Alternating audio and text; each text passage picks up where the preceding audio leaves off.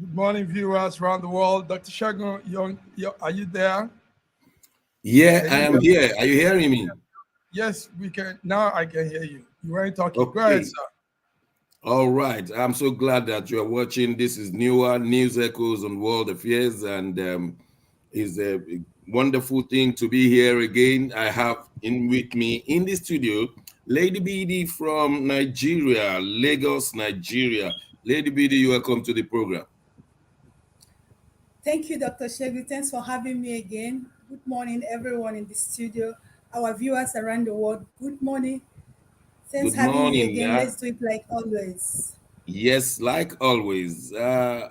From the eastern part of the city of London is Ambassador Nathaniel Iyako. Ambassador Nat, you're welcome to the program. Thank you very much, Dr. Shegun. Thank you very much, the legends and And, the viewers all over the world. Thank you. and in Milan is Mark Godwin. Mark, you're welcome to the program. Thank you very much, Dr. Shagun. Good morning, viewers. Good morning, BD. Good morning, Ambassador Nat. Just like suddenly, Europe has found itself in famine. Here in the United Kingdom, inflation continues to rise, and the cost of food has increased by 20%. And only yesterday, the Bank of England raised interest rate to 4.5%, the highest in 20 years, which means mortgage owners will be paying unexpectedly. And this may lead to the repossession of homes. I recall that it happened during John Major, and many people lost their homes. So we are having a challenge in Europe. Food is not easy to come by. The percentage of increase in prices have skyrocketed. That many people are going to the food banks. I mean, professionals who are working, nurses, teachers, they go for handouts for them to make all ends meet. It's like it happened suddenly. Nobody saw this 2 years ago, but since after the pandemic, here we are. But let's listen to what is happening in Europe. Um, Mark, what's happening in Italy and France? Yes, Dr. Shagun, famine indeed. You use the right word. Um, Now, let's look at something very, very cheap. Pasta is one of the, like a staple food here in Western Europe. Italy produces pasta. Spain, France eats pasta. The majority of the populace eat pasta. And now as at yesterday, it actually started on Monday. Pasta has become a very, very high commodity. The surge in price for pasta, the country's most beloved and culturally important food, has gone up. Today, there will be meeting. The Italian government will convene in a crisis talk today with the Minister for Enterprises. They are going to be talking on pasta and the costs that has just skyrocketed. So pasta producers and the right group, there's a consumers' right group also for pasta in Rome, will be sitting to discuss that price hike. It happened similar time like this too last year, and it's happening again. So what we are seeing is pasta price has gone high, and it's not a good one because, like you said, that's the cheapest food that you can have. That's like taking off rice from the Chinese. So Okay. yes, sir. We That's want what to we we see. want to hear from London. Ambassador Nat, tell us more about the increase in prices of food, especially, and other things.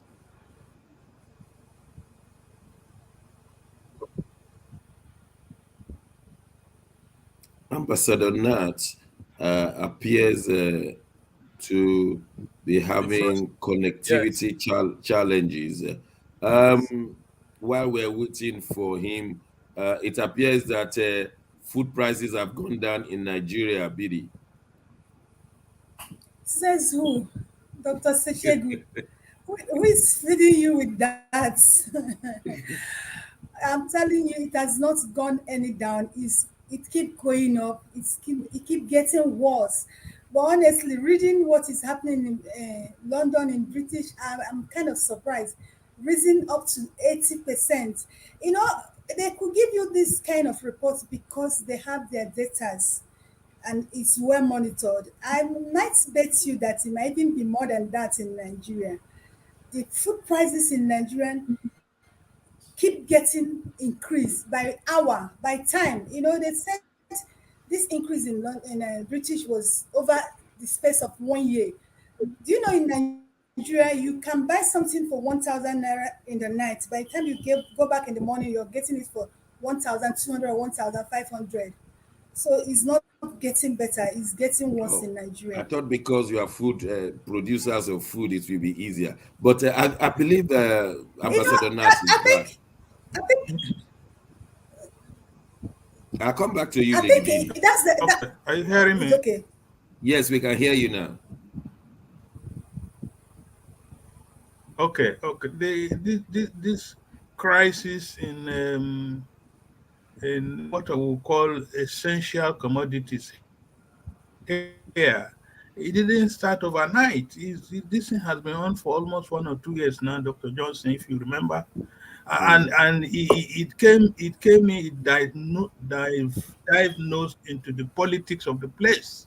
And UK does not grow anything apart from fish and chips.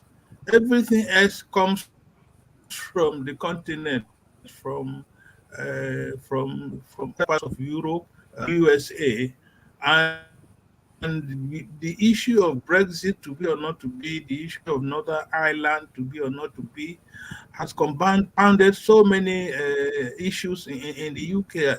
The prices of gas, the prices of petrol, the prices of basic things have affected everybody. And it seems the government is really not uh, seem to be doing something to eliminate the challenges these basic prices have come to. Yeah, It apart the from Conservative people Party going lost greatly into in the last election, what didn't they? Because of this crisis. yeah, yes. You see, people going to the food bank too is also not new. It's only the number of people have increased, and there are social challenges with this ecosystem and the socio-economic system. This price of things is driving people into even vices. You see, women going to into the red light district business, which is humiliating and dehumanizing. So this is the situation we find ourselves basically in. It's not different from other parts of Europe. Okay, let's go back to Nigeria. Lady Bidi, you were saying Yeah. that because of lack of statistics, nobody is highlighting it, but Europe has been highlighting it. I'm telling you, life has become tougher when you compare salary and increase in prices. And I'm surprised that in Africa, where basically the agrarian, they produce agricultural products, things are not working, Lady Bidi. Yeah, yes, like they can trace the statistics very well in a developed world like they do here. What they give you here is an estimate. Now, why is this so? We produce it here. The problem with us in Nigeria or in Africa is the cost of production. Now, the woman in Okpoko or the woman in Dan Adamawa, Imo State, Anambra, who produces that yam. Let me take that yam for example. The process of transporting that yam from her farm to where it will be sold is a very big problem. There's no road, there's no good vehicle. Sometimes you see these products being perished. They don't get to people who need it. You understand? And those people who produce it, they can't just be eating yam. They need other things to eat. Because they've not sold their yam, they will not be able to buy other things they need. So it's even worse us in Nigeria, but you know how people are in this part of the world. Like who said that once? It was judge that said it, that Nigerians are suffering and smiling people. And why is this so? Is because even if you decide to complain from now till next year, nobody listens to you. Nobody cares. The Nigerian government or the Nigerian elites or the politicians, they will do things that benefits them, the things that is of their interest, or the things that will project them, give them the fame they need, not actually doing things that will benefit the life of an average Nigerian. So it's even worse here, but people might not say because they keep saying and nothing is being done about it. So people are tired. What if an average Okay. Nigerian does is just finding a way, a means out of whatever situation they have found themselves in. Thank you, Lady Beauty. Let's cross the ocean to Toronto, Canada. Sir George, you're welcome to the program. And Thank you so has very there much. been, yes, sir, has there been a kind of farming going on in the Americas, Canada and the USA, especially in terms of rocketing of prices, especially food? Yes, it is. Yes, it is. It's happening. It's been a global food crisis, the largest we have seen in modern history. As a matter of fact, if you read some of the things, that the United Nations World Food Program, WFP, that was created in 1963, their estimate is about 350 million people are actually malnourished around the world, and it is increasing. Food prices, logistics, war, and climate changes are actually one of the things that they pointed that is affecting food prices. Yeah, during the pandemic, a lot of things were disrupted. And as a result of that, in Canada here, food prices have risen up to 30%. And it was a gradual increase, as a matter of fact. And like what you guys are saying, people going to the food banks are increasing drastically here. A lot of people are dependent on the food banks, and most food banks are almost empty everywhere. So you start seeing people that used to live a normal life, all of a sudden they are having some issues, paying their bills, because it's not only on the food section that is causing this whole problem. You're earning the same level of salary, but also gas prices are increasing because of partially because of the war in Ukraine and Russia. Logistics in transporting food and all that stuff is affected because of the increase in fuel prices and all that stuff. So you see, this thing is just a global situation that is really alarming. So farming is a worldwide, situation. And I thank you, Bidi, for mentioning the aspect of the fact in Nigeria that there are no correct statistical analysis in Nigeria, because Nigeria is just a place where you go to the north, they have their own, you go to the south, they have their own, you go to the east, they have their own. So you can't really pinpoint it. But also, you mentioned that they are always estimating. They give you estimates. They don't give you estimate. The people that are writing this are just making sure that they put it in such a way that the government is not affected negatively. It's worse than what people are saying. Worse than that. If you go Yeah. to the social media, you will see what young ladies are doing and young men are doing just to survive. It's beyond comprehension. Yeah, Sir George, I still have one more question before we drop this topic, and it's directly to you. Is this not an apocalyptic age as provided in the Bible, that we are moving from a world pandemic era where millions were killed across the globe and straight into farming? Is this, are we trying to underplay something here? I tell you, you really don't know what's going on in the United Kingdom when it comes to farming. Is because I'm involved within the community. I know that many people depend on the food bank, and professionals are now depending on the food, and it appears people are keeping quiet or they don't have understanding. Please, can you enlighten us? Well, you know, I mean, it's been, yeah, this is, yes, it is. Indeed, it is. We are coming to the end of the end. This is really the beginning. The pandemic brought about the beginning of the end. And we are, just going deeper and deeper and deeper. You see wars all over the place. And then if you look at it, you can easily tell the increase in earthquakes all over the world. And this was all actually prophesied in the Bible. So nobody can tell you otherwise. There is confusion all over. People are holding their stomach because they are, perplexed with what is going on. And rumors of wars and wars around the world. These are things you're hearing.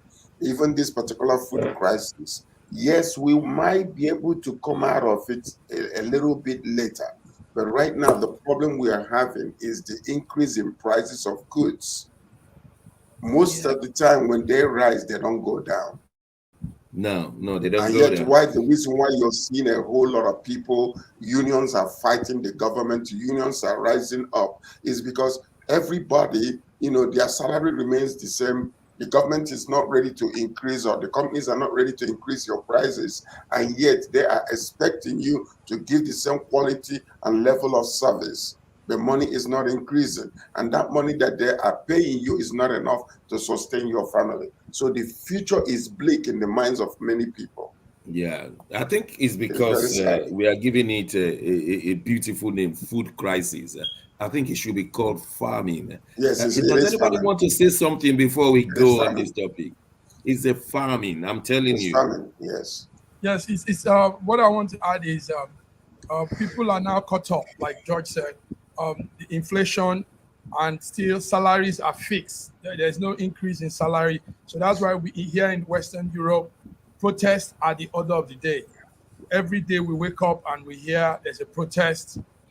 In France, in Germany, protest is the order of the day because they are doing all of this increase in goods and products, but they are not adding to the salary of workers. So it's getting really tough now.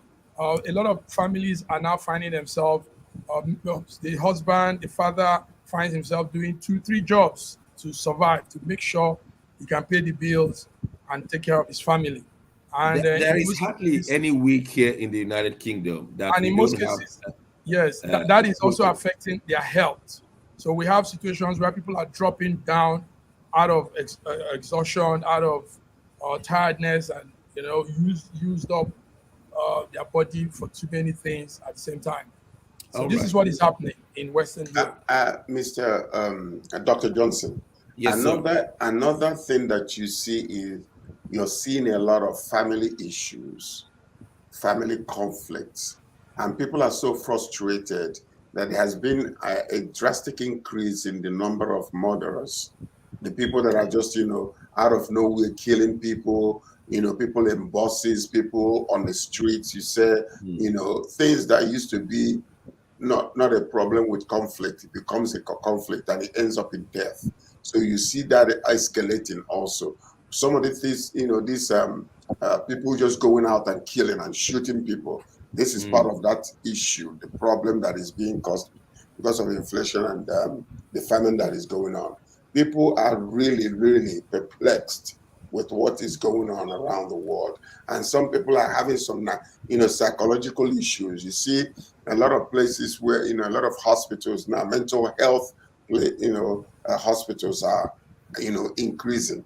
Now, many people, look at this, many people feel safer in prison where they can get a place to sleep, a place to shower, and a place to eat.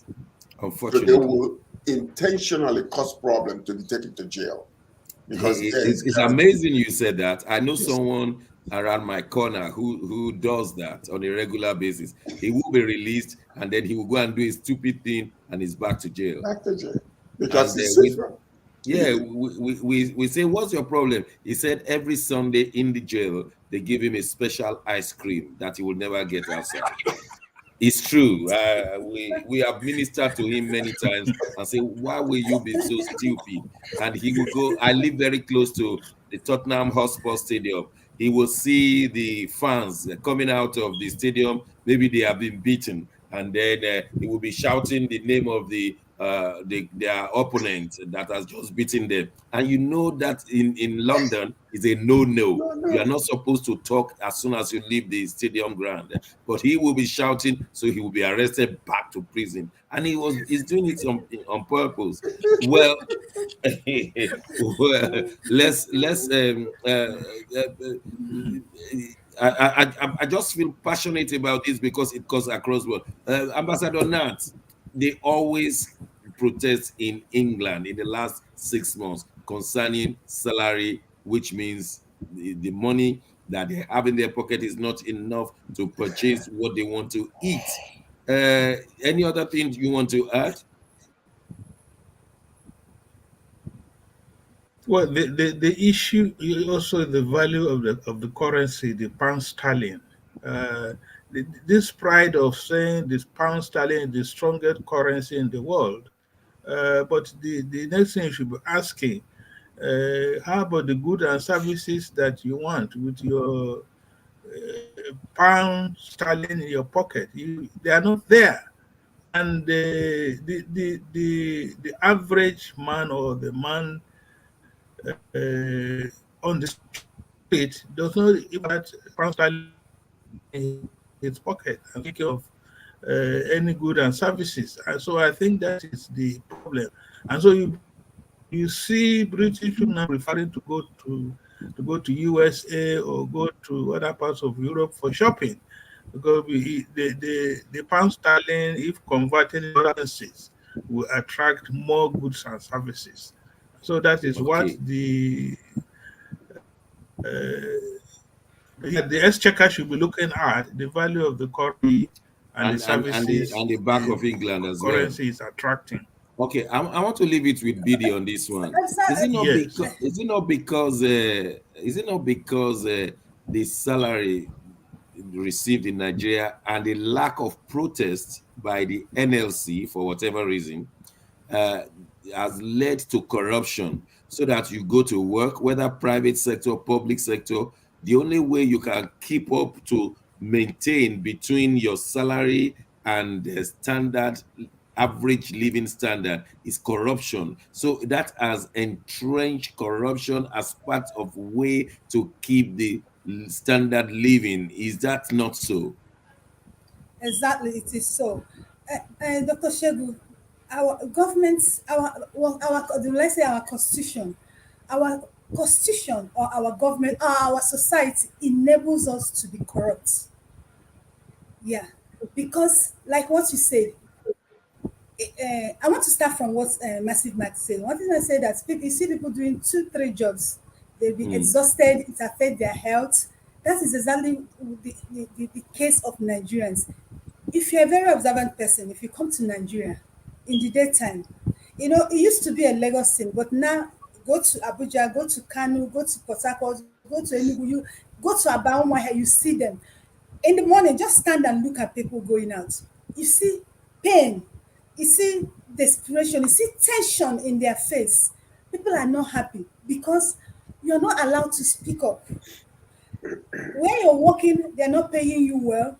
The kind of treatment you're getting, you're not getting treatment. You're not being treated like a human being, and you have no right to speak up.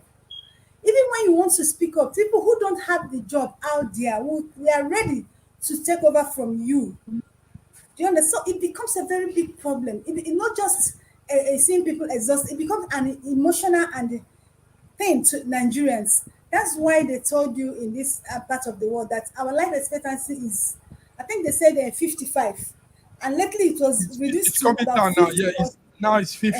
at least 49. I think about 49 or 47. It's because the way they treat Nigerians, our government has been programmed in a way that you have no other choice than to go into corruption, and And the that is where minimum wage is still 30,000 naira, and is exactly expected to is pay his uh, rent, is expected to take transport, is expected to eat, is expected to raise a family on his do 30,000 everything naira a month. So the exactly. man resorts to Now corruption you or stealing. exactly now we are they say we are oil producing country. they pay you 30,000 naira. And where you used to board a bus to your office was 1,000 naira. Because of increase in fuel, you now pay 3,000 naira, only going 6,000 naira in just a day. Now calculate it for 1 month. You see that you even borrow to transport yourself to a place of work. We're not talking about the feeding. We're not talking about your house. So you have no choice than to get yourself into corruption. So Well, the our society consensus is here in this programmed to program today empower is that corruption. we have moved from the pandemic to world famine, and we are saying it openly that there is a famine going on out there and is at a global scale, and we should not hide that at all. Well, let's see what's going on in Pakistan. Imran Khan, the well-known cricket man who became the Prime Minister of Pakistan a few years ago, was seen all over the world being bundled by several soldiers, beaten, battered, and rushed to the prison cell. He appealed and he was released by the Supreme Court. Mark, tell us more. Yes, you saw it. That's the video, the video of Iran, former Prime Minister Imran Khan, one-time cricket player. He was bundled, like you said, into the van, and 2 days later, the video we saw was actually 2 days before. 2 days later, that video, whole situation sparked worldwide protests. It's even there's a protest in the UK on him, and in some parts of Europe. So his aides are saying that he's still in custody, and they want him to be taken out, but the government, the Supreme Court, says they have to keep him. He's been arrested on corruption charges by the paramilitary troop, and he's been there in the courtroom. They are also saying that there's a petition on him for some other crimes too, apart from the corruption. So Imran Khan is in some strong situation. But the thing now is he has supporters that don't want to understand this whole thing. They are seeing it as him being witch hunt, and they are protesting all over for him to be released. So all this right. is Thank you, Mark. Sir George in Toronto.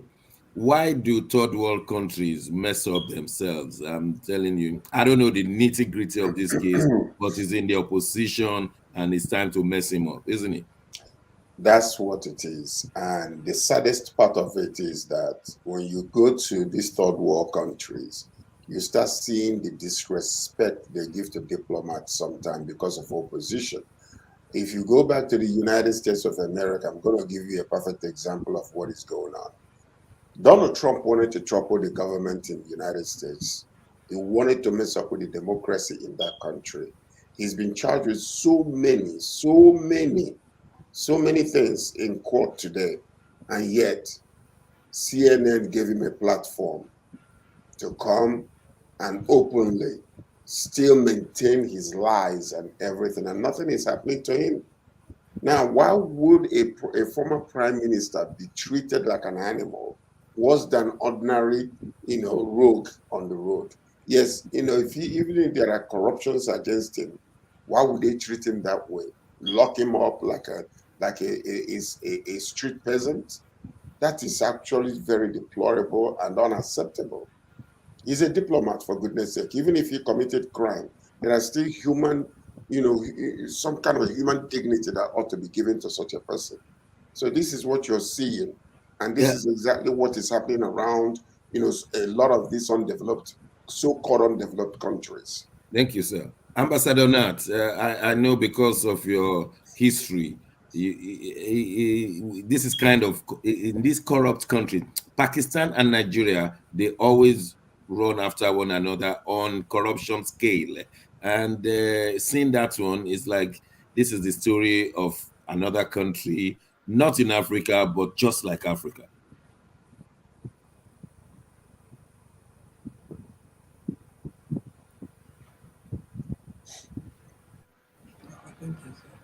Nat. I think Ambassador Nat. Yes. Is it? Are you hearing me? Yes, we can hear you Yes. now. Are you hearing me? Yes. Yeah, we Yes. can hear you very well. Okay. You see okay, the issue on ground now in Pakistan is about their elections coming on next year. There's a presidential election coming up next year. They want to, if they cannot disqualify him, they want to kill him. You can recollect what happened to Benazir Bhutto. Somebody Yes. just shot her in a moving van, and that was the end of the story. Ali Bhutto, the same thing happened to him. What is happening now is the military want to demobilize Imran Khan and make sure they disqualify him. They cannot disqualify. They will kill him. I can mark my words. What he had, very very careful with his life. He has to survive first, because what happened in the last 2 days was more. The government kidnapped him. The Supreme Court announced it, so that it was for him to have been taken off the street without doing the proper thing. And so, apart from politics, it is the corruption in the system that a former prime minister can be treated that way. The way they even removed him, the issue of majority on his side or not, it was like, you better leave this place. All right. We are mindful of the time. Thank you, Ambassador Your Nat. life And if you or have more politics. time, we'll come. And so this is what is short. We'll come to this matter, but we are mindful of the time. We'll go on a short break. Okay. When we return, we want to look at South Africa's involvement in Russia-Ukrainian war. This is explosive. Don't go away. We'll be right back.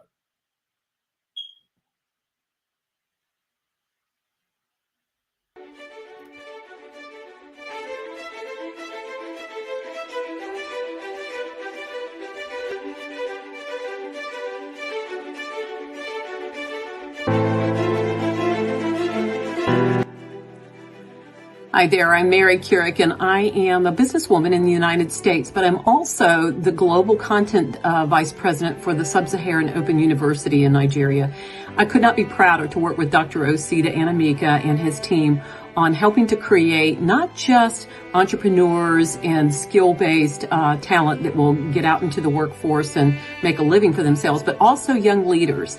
And to that end, with this integrity-rich university environment that's accredited now, and it's just an amazing opportunity for anyone there of any age to jump on board and learn, we want to let you know about a new offering that we have. We have a global governance and diplomacy course now provided by a whole team of people that crosses several countries to put together these resources and lots of great information for those of you who might be on the path toward public service and diplomatic service, NGO leadership, that sort of thing. We hope that you will walk through this open door and enjoy.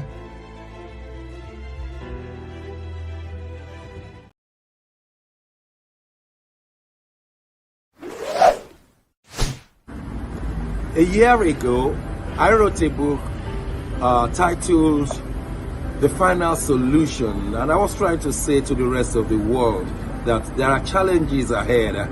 Now, a prophecy did come, and that prophecy is coming to pass. But I'm telling you, the final solution has been found many years ago in the Bible, because the Bible simply says righteousness exalts a nation and sin is a reproach to the people. So I want you to know that you can get solutions to problems in Ukraine, in Russia, in Nigeria, indeed all parts of the world. We need that solution, and the solution is straightforward. Please get a copy of my book. It's the Final Solution by Bishop Shegun Johnson, and you can find it in Kindle, in Amazon. Just type Bishop Shegun Johnson, The Final Solution. It will come. It's very, very small book you can read within 2 hours, but it contains the final solution. Do get a copy. not getting it is doing disservice to humanity. Don't forget the final solution.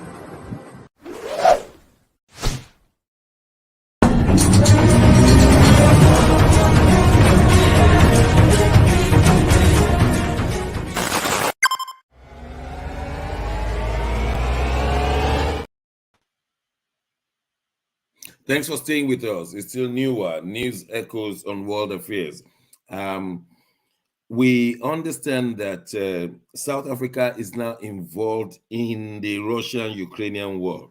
Reports have it that South Africa is loading ships with arms and ammunition onto Russia to be involved in this war. I still cannot get my head around it. But let me ask Mark in Milan. Tell us more before we invite Dr. Godwin Ibe. Godwin, you are welcome to the program. Thank you so much for having me. We'll be asking you to explain more, but Massive Mark, tell us more. What happened? Yes, the U.S. ambassador to South Africa yesterday accused South African government of delivering arms and ammunition to Russia. A cargo vessel last year, actually, this happened last year.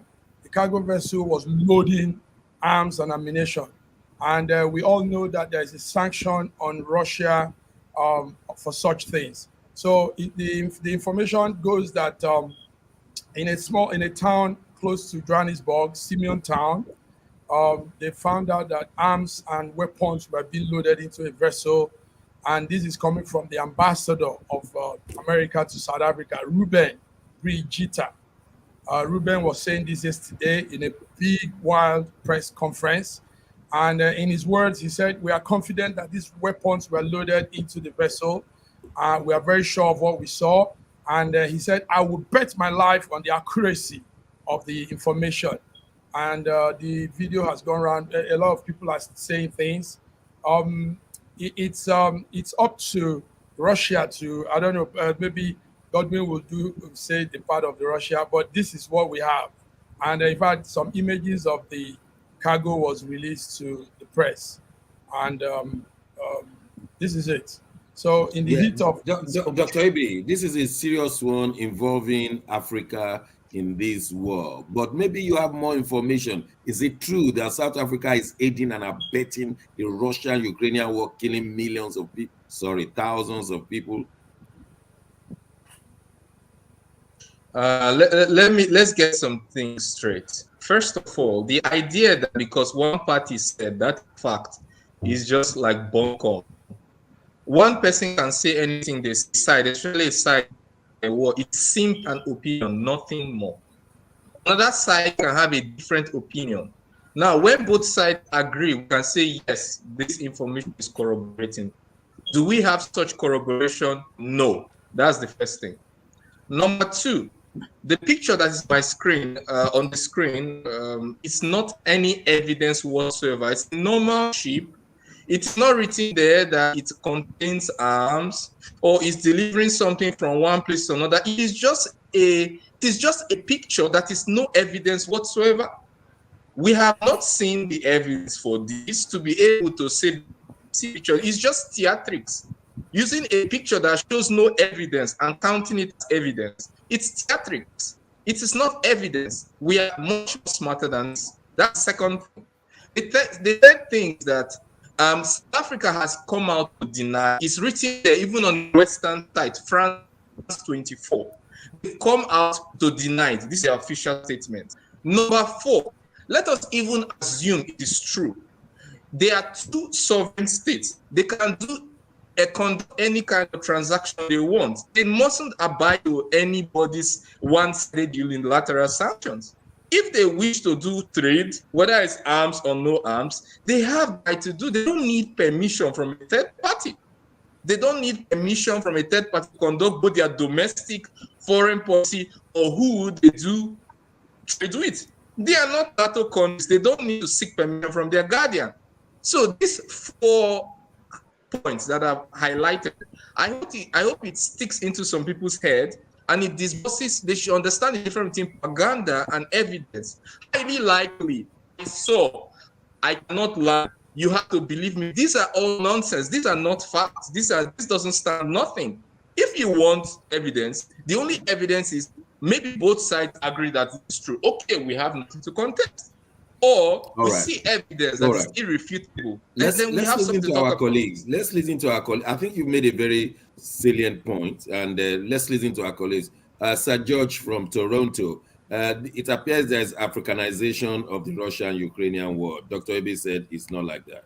Well, it is. I don't think it is like that, actually, because this is politics being played in South Africa also. That's what I'm seeing here, because if you look at it's the opposition party that is coming out to bring these allegations, and that, like what Dr. Ibe was saying, if you go to YouTube and start researching about this particular ship right now, you might find 10 like it, and then you post it out there and they attach information behind it. But the point is this: Russia, South Africa, is part of BRICS, right? Yes. Okay. So yes, of course. Okay, so now if that is the case, it is almost like Nigeria being, aligned with United States or Britain. When a conflict comes, yes, when a conflict comes, do you expect to criticize Nigeria for siding with Britain? No. So, just simply because, okay, they put a sanction against, Russia, that does not mean that India must obey it, Brazil must obey it, South Africa must obey it, because they are allied countries with Russia. So they still have that legal right to do business with one another. So I don't see what the conflict here is. Yeah, they're still saying that we are neutral. Now, I understand them saying that they are neutral, but the fact of the matter is we have now the global alliance is becoming, you have one side against the other. So now you can say that a country that is aligning with Russia, you are accusing them of trading with them or even exchanging arms. This is what the world is all about. Thank you for that elucidation. Ambassador Nat, it appears that the war is crystallizing from Russian-Ukrainian war to NATO versus BRICS. If indeed the opposition in South Africa could be bringing this out, and South Africa is part of the BRICS, and they don't owe anybody any explanation to align with anybody, it appears that is the matter has crystallized to NATO versus BRICS. Is that what we are having now? Well, I think what is happening is very undiplomatic. The U.S. ambassador in South Africa seems to have crossed the line of his official duties as an ambassador of the U.S. South Africa. If there is any intelligence report, it shouldn't be coming from the diplomat. It should come from either the White House or Secretary of State should make such observations. And again, the issue of proxy war, Cold War, or cold peace is what is taking place in South Africa. South Africa was non-aligned. They are not here, they are not there. But what is happening behind the scene is a different ball game. And you were aware that Putin, there is a warrant of arrest on Putin. Will Putin go to South Africa? There's a conference coming up very soon there. Will he go to South Africa? Ramaphosa have the lever to declare the arrest of Putin in South Africa. The answer is no. So it's like Russia and the USA want to use South Africa as a battleground to test so many things. Diplomacy is not something that is shouted from the rooftop. It's done behind. Okay. I think what we can only ask Lady Bidi now is Africa ready to join this Russian-Ukrainian war in any That's form? how I see this proxy war. Yeah, thank you. That's why I'm asking Bidi. Is it in the interest of any African nation, including South Africa, to join these nuclear weapon countries? And I'm talking of Russia versus US, though it looks like Russia versus Ukraine. When the African nation is pulled into it, will they be able to support themselves in that kind of a war, knowing that there is no African nation with nuclear weapon, and yet they are being drawn into it? Take the case of Nigeria. Do you think we can be involved in such a thing and the system will not collapse under seconds? It's not of the interest of African countries. You've been going far to Nigeria, even the South Africa that are starting it. I expect South Africa to at least observe the non-alliance policy, but it's obvious they are not even observing it. Even if they start it, they can't end it. They can't even go halfway. I think African countries should learn to understand this war. They should not always allow themselves to be used. I think that's what I'm seeing from Africa, from South Africa. We can't afford to get involved because we won't be able to do what is in it. I mean, Dr. Ibe told us clearly that number one, we're not sure. Number two, and even if we're sure, they don't have any reason to ask for our permission.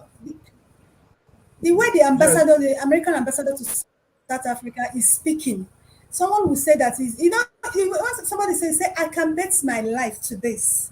Yes, it means that he has the intelligence. It means he has intelligence report on this. And like Dr. Ibe said, you're not expecting all these people to come out to own up to some certain things. But the thing is that South Africa should be able to observe the alignment policy. Let me add that like Ambassador Nat knows, these are very strong accusations.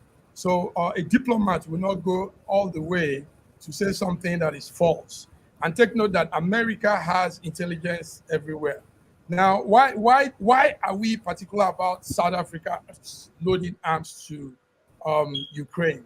It's mainly because there is a sanction, an arms sanction on Russia. That's the thing that should be noted.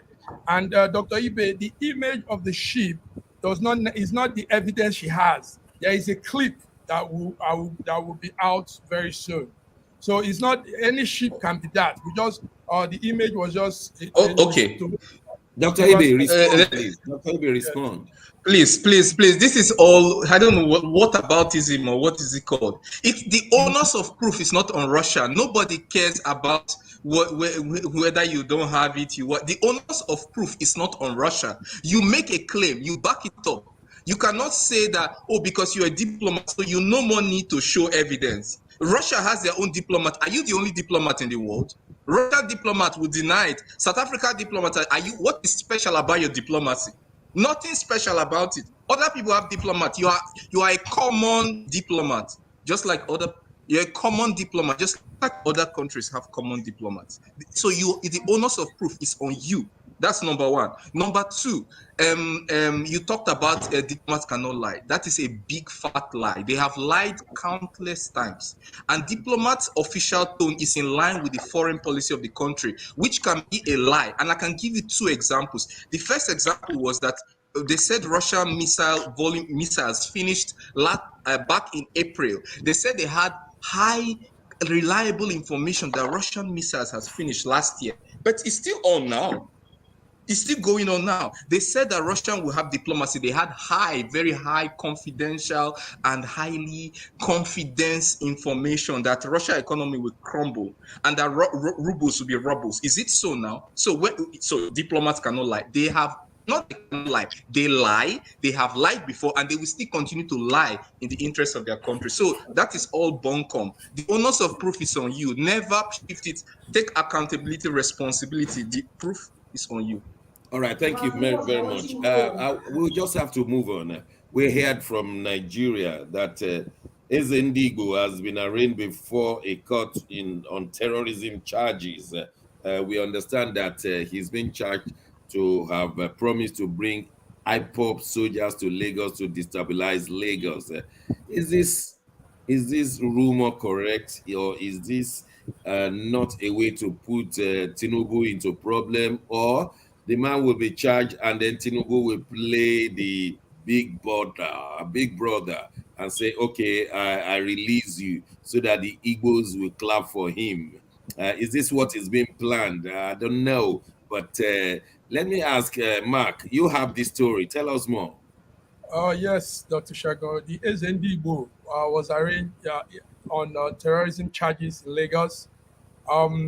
Yes, as we're talking now, the case is still going on. DSS picked him up 2 days ago because he said it is alleged that he threatened to invite members of the indigenous people of Biafra, IPOP, to Lagos to secure the properties of Igbo people in the state. So the Eze Ndigbo is actually an Eze of a place called Ajawo Estate in Lagos. His name is Frederick Iwa Jungu. Now he's there. Is that a relative of yours? No, he's not. We don't have any. Now he's there at the Lagos High Court sitting in Tafawa Balewa Square for this alleged terrorism charge.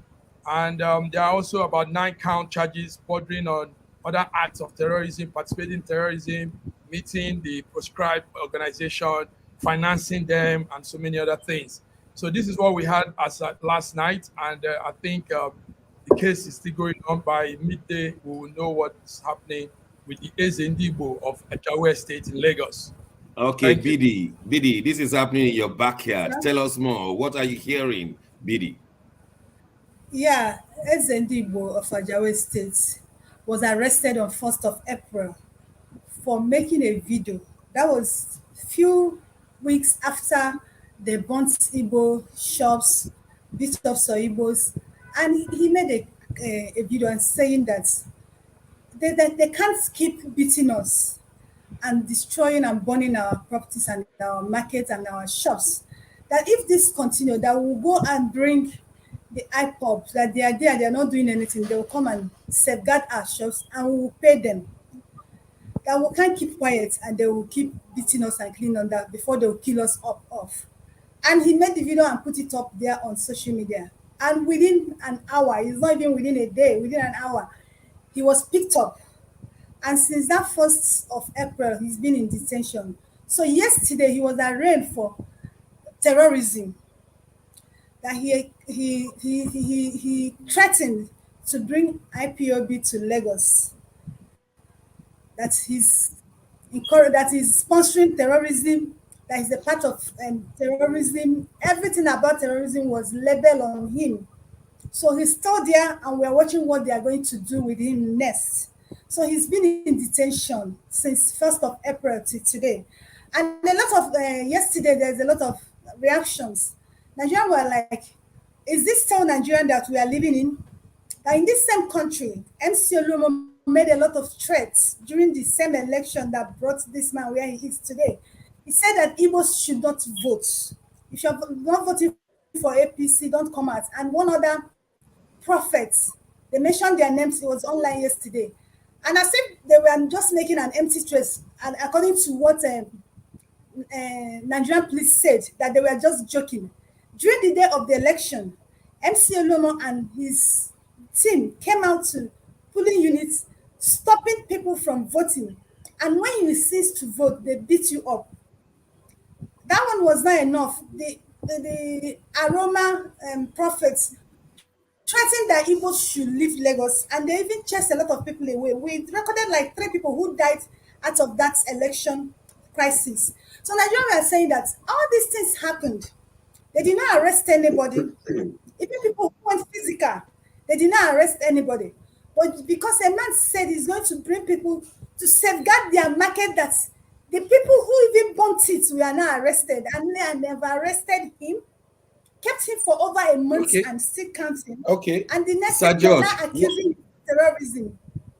Thank you, Lady Bidi. Sir George, what sense can we make out of all this? Nigeria is one nation. Is it that correct?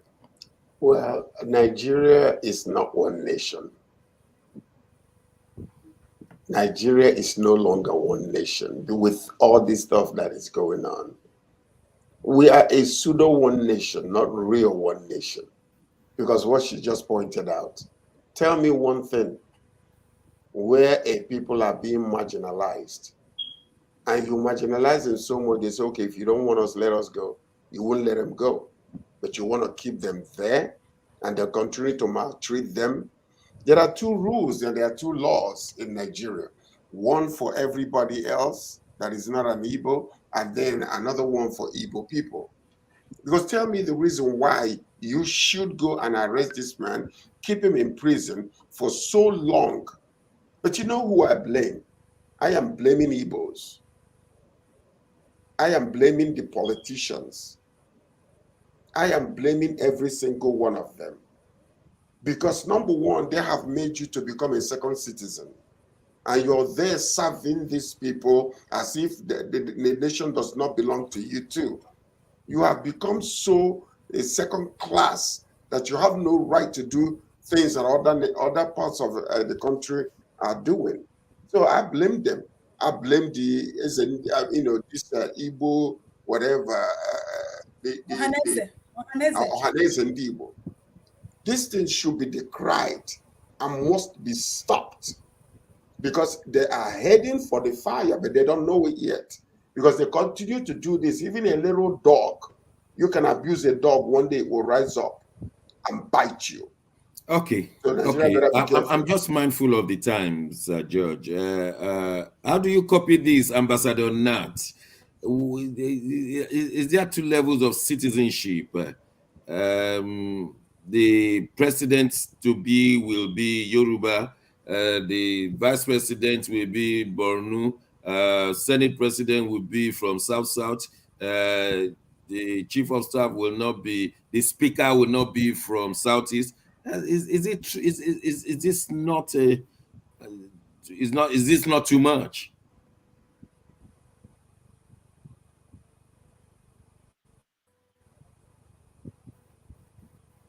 Ambassador Nat.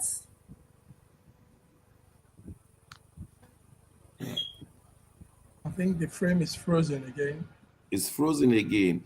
Yes. Dr. Ibe, while we are waiting for Ambassador Nat, can you handle that? Are you hearing me? Yes, yeah. Yes. I'm hearing you. Can you respond? Dr. Ibe, respond now. Okay. Yes. The issue is not in Nigerian politics. It's not. Is it too much or too little? The issue is, can you get away with it? And if you say, can you get away with it? You ask the right question, and you answer, yes, I can get away with it. History has shown. So I think it's pretty much solved. If we need to change something, we have to have the right leverage to change it. Right now, it doesn't seem to be the case. Of course, we'd like to see a federal republic where everybody feels represented, justice, equality, and I don't mean equal outcome, but equal opportunities for everybody. And that's what we want to see. But right now, we have that. I don't think so. And can they get away with it? Yes, they can. Wow.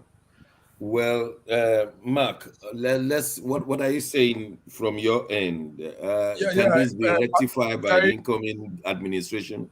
No. There's a strong plan to really ostracize the Igbos, the Southeasterners, and it's playing out very well because a lot of factors are just working towards that. But somehow, there's a way nature just helps those that are oppressed. There's a way things will change somehow. But as it is, the factors on ground is playing out against the Igbos, and it's going well as they planned it for the APC government. Thank The you. Can I Ndigbo say said something? that, Can I say something that quickly, Dr. is an Johnson? I know we're out inheritance of from the time. Buhari Dr. administration. Johnson, Yes. Dr. Johnson, I want to say something. The saddest 10 part seconds. of this whole entire thing is that the Yorubas are allowing some of these empty boxes and empty vessels to be doing this against Igbos. Igbos have always considered Yorubas as allies in everything, and this is the truth. And when the power that be within the Yoruba people are keeping quiet when things like this are happening, they are complicit to the whole entire thing. They need to rise up against this. They need to rise up. I am saying Yoruba people, the elites, the people that got the voice, have to rise up and say, we should not do this. We cannot allow it to happen. But they are. And that is the danger here. Well, it's on that note we have to stop to this program.